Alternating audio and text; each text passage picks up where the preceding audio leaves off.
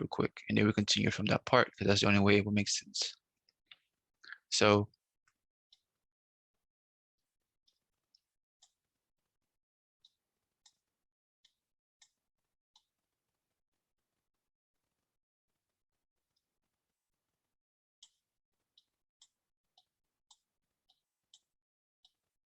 okay, a strong low is valid when it takes out liquidity,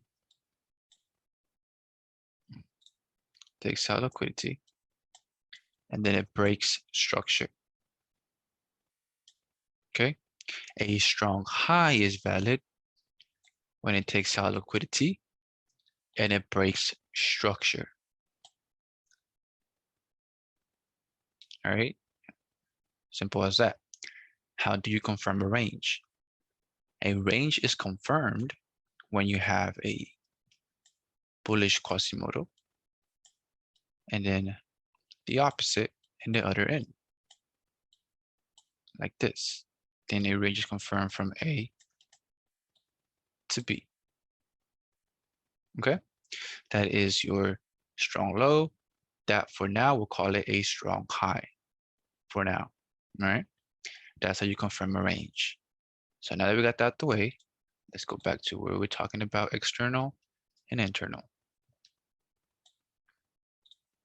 So this is external liquidity, the red line.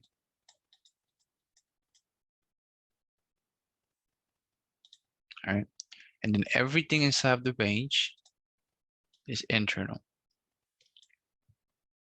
The market is gonna come after the internal, and once the internal is done, it's done taken, the market has fulfilled its cycle. Okay, it's done. So the next target is going to be to take out external liquidity. So once internal is taken, we're going for the external. And once external is taken, we're coming back for the internal. All right. Now it's not going to look this perfect, but this is the cycle of the range. It takes out internal, then we target external. Takes out internal, target external. After external, we target internal. Okay. Now, why is that? Why does this work? So let's get into some more details. All right. So when we have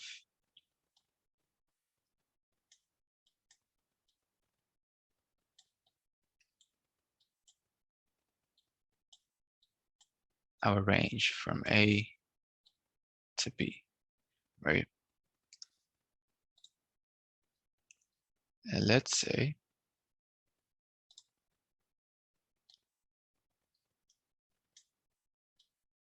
price came into a strong low. So this would be our external. And this is the internal. So why is this? Let's think about this in the retail perspective. How many traders, retail traders, have sell stops below these lows? These lows are protected lows for the retail traders. They're buying the dips. They're buying the dips. They have their stop loss just below, right? And then we have breakout traders right here. So when price comes down, right, they're expecting price to keep on dropping. They get tagged in and they keep on dropping. They got pending orders right there, right? Sell stops. The market's gonna grab them in the reverse because the market doesn't want you to make money. It doesn't want you to win. So after it takes out this liquidity, these traders, so when it takes out all the buy stops, what's left? All the sell stops that are resting above here. all these sell stops that are resting above here, which is, in other words, liquidity. All right. Because the market already did its part. It already took out all of these buyers. Now we're going after what? The sellers. Now we got to take them out. And when the market takes all of the buy stops, all those sellers, then what's next?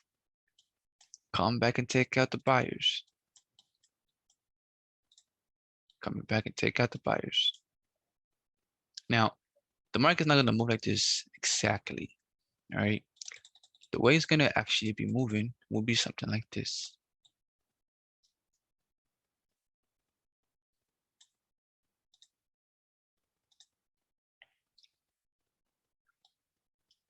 Let me give you a more realistic scenario.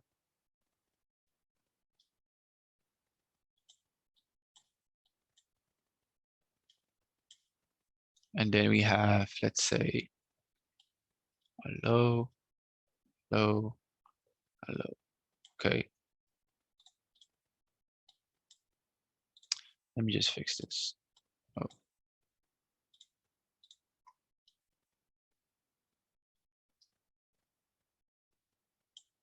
There we go. All right. We got a range from here to here. All right. So there is sell stops sitting below that. Breakout traders, they're expecting price to break and keep on dropping forever so they can make money. So what the market does is this, right? Just below this, there's going to be a point of interest. Just below this is going to be a PY. So what the market is going to do is it's going to take liquidity, tap into a PY, in other words, where smart money enters, and then reverse undo. It's going to keep on dropping. It's going to tap these traders' orders and then reverse on them. This reverse, this pullback, right, is taking them out. It's taking out the people that got tagged in. And then it'll go one more time. And then what's happening? What is going on? When price making this reverse, there's sellers coming in the market. So now that builds liquidity. That's why we target the external range. We got trend liquidity, sometimes equal highs, all of that. And the market goes and takes out external. We took out sell stops. There's buy stops. All right here. Breakout traders all right here. And then what happens? It reverses. That's the range cycle. Or that's at least what I call it. The cycle of the range, right? So now let's give you a realistic scenario of this. There's liquidity there. There's a POI just above this, just above this. The market is gonna take out the buy stops, reverse on them. Take out the buy stops, take out liquidity, reverse on them. And then want to take out this.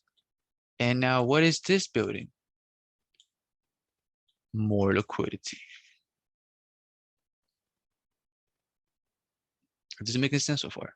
This is external and internal liquidity, which I just call advanced liquidity because it is kind of advanced, right? But you have to understand this. I want to understand the ranges. And then, of course, we combine everything else, all the basic liquidity has strong highs and strong lows. But you have to understand this. This is the range, right? So that's external and internal liquidity. Now let's get straight into just the range itself.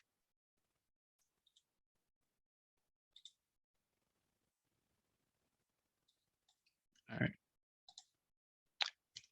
So we know what a strong high is. Takes out liquidity and breaks structure. That is a strong high, SH. We know what a strong low is. Takes liquidity and breaks structure. That would be SL, right? Not stop loss, but stronger, right? That's the short term, right? Now, the strong high. Now we also have a weak high, which is WH, which also takes out liquidity and break structure.